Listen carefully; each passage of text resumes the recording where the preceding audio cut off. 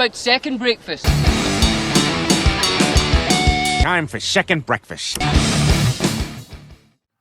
What's up, everybody? Monster from Breakdowns for Breakfast here with another second breakfast. If you listened to our episode earlier this week, you heard me and Danger and our good friend Daniel Terry having a fun conversation about the band Zao. And while discussing Zao, we brought up Cornerstone Festival. Now, to the three of us, Cornerstone is just the most household name when it comes to music festivals back from when we were growing up. But maybe that's not the case anymore because it hasn't been around for the past few years. And so what I wanted to do was do a little bit of a history lesson on the Cornerstone Christian Music Festival. If you've heard of it, if you've been there before, then you'll know what I'm talking about. This was, especially in the late 90s and early 2000s, it was almost like the Christian Warped Tour. You had a ton of screamo metalcore bands that played this all, every year. But that wasn't always the case. Matter of fact, it started much differently, and it was actually a little bit more diverse than I even realized. I think because of the bands that I knew that were playing this festival, I just assumed the whole festival was that way, but it really wasn't. It was actually a pretty unique mix of heavy stuff, but also more contemporary and worship kind of stuff. So I wanted to talk a little bit about the history of Cornerstone Festival, kind of what happened with it, and then also kind of where we are now in 2026 and would something like this work? And I've got some thoughts. So anyway, so the Cornerstone Festival was a Christian music festival that was put on by a company called Jesus People USA. It was usually around the July 4th time, and it was in Bushnell, Illinois first, and then it moved to another place, still in Illinois. I think it was like half a mile, 1 mile apart, so it was pretty close. Now, Jesus People USA is kind of fun because my wife and I used to go to a church that was a Vineyard denomination, and the Vineyard sort of came out of the kind of hippie Jesus movement of the 60s and 70s, and that was also where Jesus People USA kind of came from. I think sort of it was sort of this hippie movement that was taking place all across the country, and the Vineyard part was a little bit more West Coast, and then this seemed to be a movement that was mostly in the Illinois area. The part about this that's important to not only Cornerstone but to Christian music in general is this is sort of the beginning of when Christian music began to sound like secular music. Late 60s, early 70s is the time when a lot of these artists started to, put it this way, Christian music started to sound less like hymns and organs and a little bit more like what you heard on the radio, just with, Christian lyrics. And so what was interesting, I didn't know this before, was that Cornerstone Festival was a member of this organization called the Christian Festival Association. Now, this organization is still around, and some of the festivals that they put on are not that dissimilar to what Cornerstone was. The biggest difference, though, being that they are a little bit more I don't want to say contemporary, but the heaviest you're going to get is somebody like a Skillet, maybe Red, maybe POD, but even that's more like they're not big enough to like headline a big stage anymore or anything like that. But the thing that made Cornerstone so unique was that they had multiple stages that were actually like different styles. They were put on by different, magazines or organizations. Each stage was sponsored, just like, every festival is today.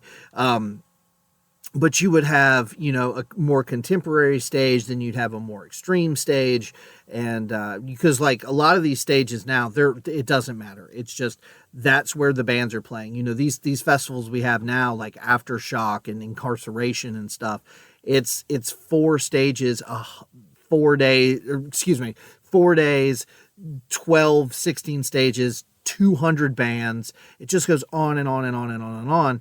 And while, yes, obviously there's going to be diversity in that, it's still going to be rock and metal. Whereas like with this Cornerstone, and then also some of these other festivals, specifically with this Christian Festival Association, a couple I recognize was Uprise Festival in Pennsylvania and the Sunrise, yes, that is SON, Rise Music Festival in Virginia. But these are going to be predominantly this, again, kind of the same genre. You're going to have some variation. You'll probably have like some hip hop artists. But you're going to have a lot of just CCM, contemporary Christian kind of stuff, and then usually you got like one or two harder rock metal bands thrown in there. Another good example of this is Winter Jam, which is it's a touring thing. It's not just like a weekend or whatever, but they always usually have like 4 or 5 sort of contemporary Christian artists, but then you've got like 1 or 2 sort of on the outskirts. You got a hip hop artist, or you got a band like a Skillet, or I think this past year I think Skillet was one of the headliners, and then Disciple was one of the heavier, like earlier bands. Of course, Disciples kind of softened a little bit over the years too, but you get the idea. You know, they do some rock stuff. So the first Cornerstone Festival was actually held in 1984. I had no idea it went that far back. I looked at, and also real quick, like caveat here, I got most of this information from Setlist FM and then a little bit from Wikipedia and a couple of other sources. So I cannot confirm how accurate some of this is. I'm doing my best here. But I looked at the roster for that 1984 Cornerstone, and I was not familiar with much of any of it. I did listen to a few artists. There was a guy named Steve Taylor, a woman named Sheila Walsh. I looked up this one. There was a band called Altar Boys, and I actually kind of dug them. Again, you know, late 70s, early 80s kind of music, but it had just a twinge of punk rock to it. Like you could hear kind of a little bit of the Clash or the Ramones or something in there. It was okay. Now, I don't know for a fact. I couldn't really confirm this, but I also think Phil Keaggy played. Now, Phil Keaggy is an incredible guitar player. He does some records with vocals, and they are Christian, you know, based, but he's one of the best finger picking guitar players of all time. Acoustic stuff. He does some electric stuff too, but his acoustic finger picking stuff is fantastic. I heard a ton of it growing up in my house, and I do not know for a fact if he performed at the first one, but he did perform at multiple Cornerstone festivals. But as time would go on, they would start to get a little bit more metal and punk and alternative. And I think you really started to see that in like 1988, because that year, in addition to some of these other artists I mentioned, you also had Petra, Vengeance Rising, Sacred Warrior, and a couple more that were a little bit more like, you know, 80s hard rock and metal. Again, you know, like calling Petra hard rock and metal is a bit of a stretch, but these weren't just like bands you were going to see at church. You know, this was starting to get a little heavier and a little louder, but I think it was really once it got into the 90s that we saw it becoming sort of what, you know, me and Danger and Daniel Terry were kind of more or less kind of referring to. In 1990, was the first year DC Talk performed. And then in 1992, you had DC Talk again, but you also now had the Newsboys, and this was the first appearance of Living Sacrifice. Now, I've talked a lot about Living Sacrifice on the show, big fan. This was that earlier iteration that was a little bit more speed metal, thrash metal. I think they had a different vocalist. This is before they kind of became the Living Sacrifice that, you know, we did their record on the show and everything. And then 1994 is an interesting year because Living Sacrifice is there again, but now you've got POD and Sixpence None the Richer, and for some reason, the Charlie Daniels Band. Now, I'm not real sure why, but cool, why not? Some other notable acts that if you're from this time and you listen to Christian rock and metal, these names will sound familiar. We had bands like MXPX, great punk band, Everyday Life, which was a fun like rap metal band, Audio Adrenaline, Grits, Jars of Clay. As it went on, you got more into like the metalcore stuff, and you started seeing bands like Under Oath and As I Lay Dying. And so that there was, it was, like I said, it was kind of broken down in different stages. So it was kind of cool. You could just go like hang out at the stage that you knew was going to have the bands that you wanted to see, or you could kind of, mingle. They kind of did that a little bit with the Warped Tour when that became cool, but not as, I really like the way they did this, where they kind of broke it down to where, you, like, for example, 1 year at Warped Tour, I was at the main stages. This was early in the morning because the back and forth of the two main stages at Warped Tour, you would have basically one great big stage split down the middle. And so the band on one stage would play 30 minutes while the other one set up. And then as soon as they were done, the next band started. And so it was really cool that this particular date that I went, the first three bands were all bands that I wanted to see. But it went Bullet for My Valentine, Reliant K, and then Atreyu. Now, if you know anything about these bands, Bullet for My Valentine and Atreyu, especially back, this would have been, early 2000s, makes sense. Both of them are like metalcore, a lot of wheedly deedly guitars, a lot of screaming, perfect. Reliant K is a Christian pop punk band. And the fact that they were sandwiched in between those two right next to each other did not do them any favors. Because I happen to like all three, but I was standing in front of the stage with Bullet and Atreyu. While Reliant K was playing, there was a bunch of metalheads over here singing Kumbaya and, Jesus loves you, and like really teasing them and stuff. And it's like, that's not cool, Warped Tour was very randomized like that. So I kind of get it. That's just how it goes sometimes. And that is, I feel like Warped Tour was a way to actually kind of stumble, across new bands. But I liked how Cornerstone had it a little bit more segmented, where it was like, okay, if you want to hang out over here and see the, contemporary Christian guys, go for it. But if you want to come over here and see the, gnarly metalcore stuff, that's going to be this stage. So now, okay, so the festival ran from 1984, and the last one was in 2012. Now, when we did the episode talking about Zao, Daniel Terry mentioned that they were kind of a staple of the Cornerstone Festival. He was more right than I realized. Zao, and again, this is according to Setlist FM, I could be wrong, but according to Setlist FM, Zao played Cornerstone every year from 1997 to 2006, except for 2005. I don't know why they didn't, but they didn't that year. So they basically played, out of those 9 years, almost 8 years in a row. Which, hey, Cornerstone was a huge festival. I tried to look up the numbers and I couldn't quite see.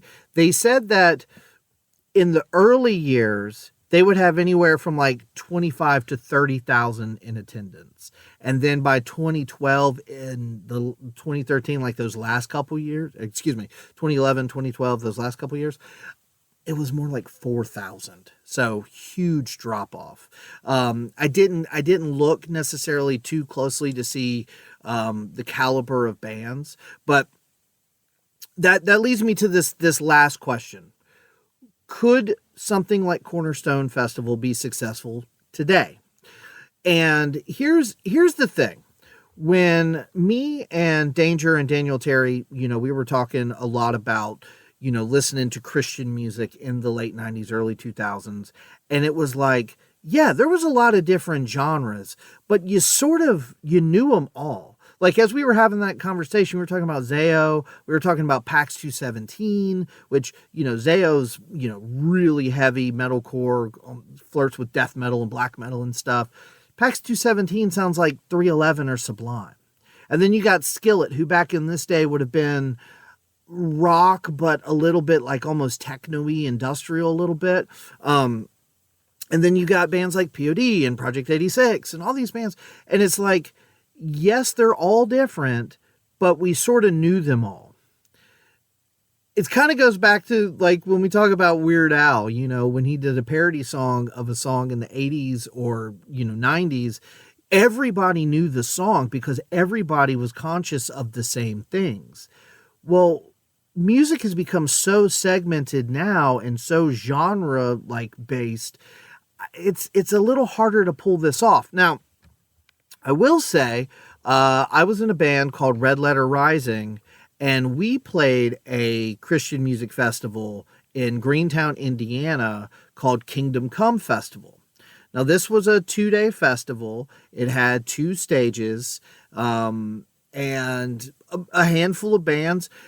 But here's the thing about this. There was a couple thousand people there, I would guess. I tried to look it up again. I couldn't find anything.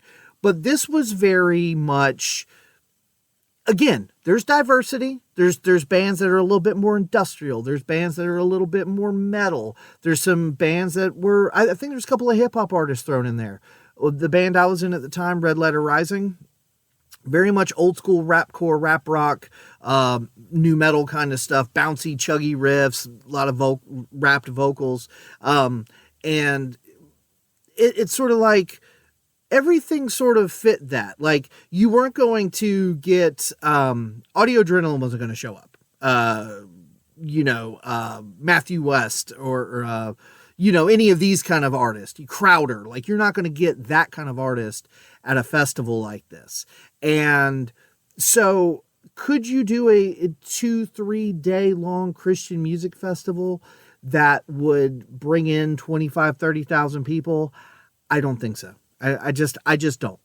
Do I think you can do a weekend with a certain flavor of Christian music and get a few thousand? Yeah, absolutely. I played one just in 2023. And this Kingdom Come Festival happens every year. And it's free. I don't know exactly how they do it. I know that it's at a memorial, a war memorial kind of venue.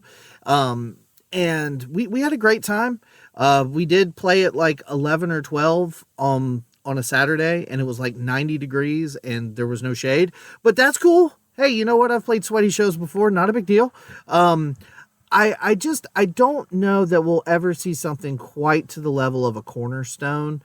I think it could be done if you had enough artists that were willing to, play ball. Like if you were willing to get like Skillet and Crowder and,